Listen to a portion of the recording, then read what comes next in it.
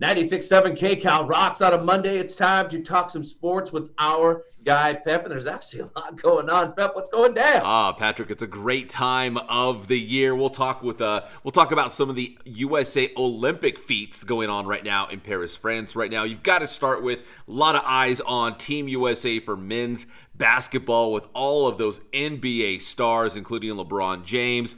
They took on Serbia on Sunday, which includes, Nikola Jokic of the Denver Nuggets, and USA looking pretty strong with a 110-85 victory, and Kevin Durant, KD, the Durantula, coming off the bench to pour in 23 points, 21 in the first half. When KD's on, when he's healthy, I think Team USA is going to be playing at a different level. No doubt. It was funny to hear the Serbian coach say, KD, my goodness, like about how tall and how long and how he can shoot. Yeah, I mean, because he's a big-time scorer. He can definitely shoot the three ball, but people forget, he's almost a 7-footer. He's just real skinny, but he can play from the outside, so he's a matchup nightmare. So when he is healthy and he's scoring buckets, Team USA is really, really good, especially, dude, maybe he's going to be the sixth man. He might not even be in the starting five going forward. Like, maybe this is his role to just, come off the bench and provide that offensive spark that Team USA, apparently they need at this point. I love it, man. Another viral photo from this weekend was during the opening ceremonies when they're showing LeBron James in the pouring down rain. They were like, General LeBron James crossing the Delaware. It just made me laugh like crazy. That was funny. Yeah, you are absolutely right. And speaking of iconic photos, I don't know how, but Snoop Dogg keeps popping up everywhere at the Olympic Games. The latest one. Okay, so the first gold medal for Team USA at the Olympics was the men's 4x100 swim relay. And, of course, as soon as they win the gold, as soon as our last American, Caleb Dressel, touches the pad at the end, they pan away. And who's the cutaway shot? It's Snoop Dogg and Caleb Dressel's wife with their young baby in the crowd. It's like, dude, Snoop is everywhere at the Olympics right now. I think they really realized, because, when they show the him carrying the torch, which kind of looked like something else, which was very funny as well. You can really see how famous Snoop is. Yeah. The crowd in Paris was going wild for him. And I think the Olympics recognizes that. And he's funny. Snoop, it's like you said, he fits in everywhere. We saw Snoop right here in Bordeaux on the heavy metal roster of the Family Values Tour, and it just worked like a champ. Snoop is special. He is, you know what? And I think a lot of, musical art, especially rappers, they get pigeonholed in a certain genre. But Snoop is one of those guys who's gone mainstream, right? He's on commercials with Martha Stewart. Like, you might not listen to his music. You couldn't identify any of his songs. But if you're watching TV, you could point out and be like, oh, I recognize him. That's Snoop Dogg. And he even, I was watching women's beach volleyball, and in between one of the points, they're like, oh, and look what they posted on Instagram. Something like, oh, Coach finally arrived at the Olympics, and it's them posing with Snoop Dogg. And I'm like, dude, this guy's everywhere in Paris right now. You got to get your picture with Snoop. He's the All-American. He really is. Somehow he is.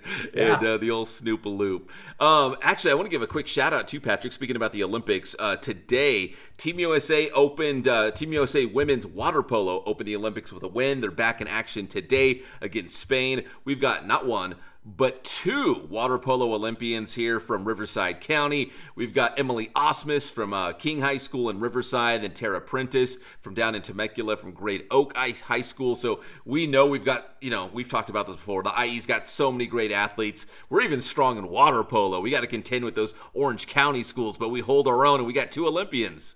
So cool, man. So many professional athletes and Olympians right out of the IE. You got it, man. So go Team USA against España, Spain this afternoon in women's water polo. All right, we got to talk also about NFL. Training camps are in full swing. And listen, Patrick, I know you got two sons. They're athletic, they're big, they're strong. I hope one of them plays quarterback, because quarterbacking is where the money is. We saw at the end of last week a couple quarterbacks get that franchise money. Jordan Love of the Packers, $220 million. Tua Tagovailoa, $212 million with the Miami Dolphins. Dude, that's insane money, Patrick. And they're getting paid because, again, The NFL is a quarterback league. If you don't have your quarterback, you're not going to win a lot of football games, and that's why they get paid so handsomely. Yeah, there's a joke that a lot of parents say, quarterbacks and pitchers. Yes. That's what you want to tell your kids to be. But it is pretty amazing. The numbers are getting astronomical for these quarterbacks. Dude, it's insane. Like, we thought, I mean, we're old enough. I remember when they were saying, like, oh, someday a quarterback's going to make $30 million a year. Right. And then it was not too long ago, it was like $40 million. I remember they were saying, like, oh, Dak Prescott might get $40 million a year. And I'm like, oh, my gosh, for Dak Prescott, I'm like, that's a lot of money. And now, like, what is it, over $50 million a year? I mean, it's just breaking the bank. I mean, look at Tua right there. They say that Dan Marino's career earnings were $50 million, and they said now Tua's going to make that per year. It's insane. Obviously, they believe in him, right? I mean, there was speculation that maybe he might not be, the Dolphins quarterback going forward, but obviously it is. And this is over 4 years. So, I mean, if you do the math, that's over $50 million per season for Jordan Love of the Packers and Tua Tagovailoa of the Miami Dolphins. So Patrick and anyone else out there, if you've got sons who love football, they're strong, they're athletic, man, play quarterback. That's all I can say. Play quarterback, baby.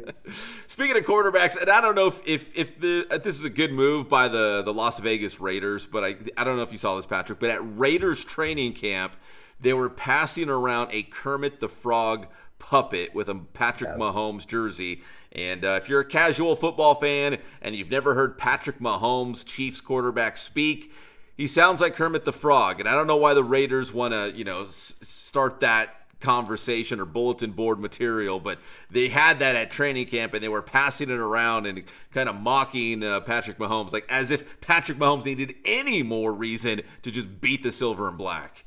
Yep. So they've already circled it on their calendar. And like you said, I mean, Patrick Mahomes has dominated the Raiders for his entire career. And if you didn't hear the story, the fan gave the doll to the 7th round pick. He might not even make the team, so he might have really screwed his team here. And then he started talking like Patrick Mahomes and making fun of. It was like a Kermit thing with his hair and all that stuff, because of his voice and stuff like that. So I would look out if I were the Raiders. He needs any more motivation. He said. He appeared a little bit salty about it, too. He said that'll get dealt with when it gets dealt with. Yeah, he's got no problem with it. Nope. I'm not even a Patrick Mahomes fan, but I can only imagine putting myself in his shoes. He'd be like, all right, yeah, I mean, I already don't like the Raiders. Now there's another reason to go out there and, drop 50 points on them in a game or something. So, yeah, that's crazy, too, especially if it's a guy who doesn't even make the team. So, I don't know. There's a lot of layers to this, but there's more fuel to the fire now between the Raiders and the Chiefs going into this season. And Patrick, finally, Major League Baseball, the trade deadline, actually it's tomorrow. So within the next 24 hours, we could see a lot more trades going down. We've actually saw a lot over the weekend. I know your Seattle Mariners are making moves to try to bolster their run in the American League West. But I think a lot of eyes will be on the Dodgers, too, to see if they're going to pull off some big move before tomorrow's trade deadline. Jazz Chisholm goes to the Yankees. So the Yankees are kind of stocking up. What are the Dodgers going to do to maybe add one more piece to them? Because you can never have enough, it seems like, because baseball can flip and get so weird on you. Yeah. It's kind of exciting to see what's going to happen with the deadline coming up.